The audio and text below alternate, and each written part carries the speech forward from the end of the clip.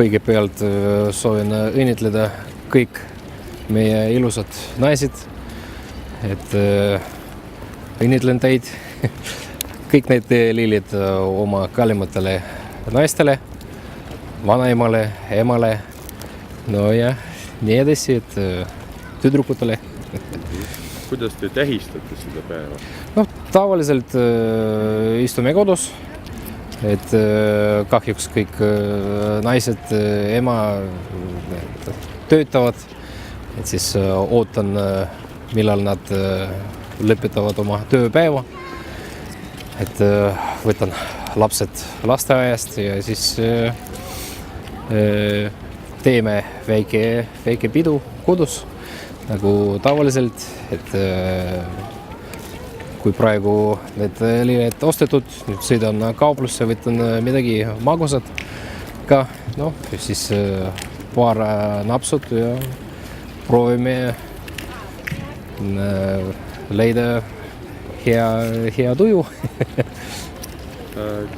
Kui tihti te üldse kingite lilli oma kallimatele? No, päris tihti, et muidu tavaliselt, kui ma lendan Hollandis, et ise olen meremees, et seal lennujaamas on päris hea võimalus osta need Hollandi lilled just aedast, et need tulbid ja roosad, et siis tavaliselt inimesed ootavad lillidega kodus, aga mina teen natukene vastupidi, et siis oma kallimatele teen päris ilusa tuju, et muidu ootab väga, siis ongi niimoodi.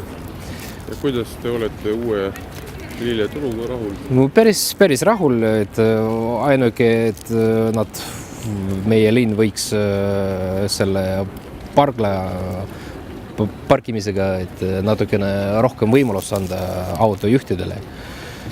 Et siis, noh, et nagu näete, seal on nii palju autosid kogunevad ja aga muidu vaatan praegu, et mõned on siiamaani suletud, et usun, et avatakse rohkem ja siis hindad ka lähevad natukene alla.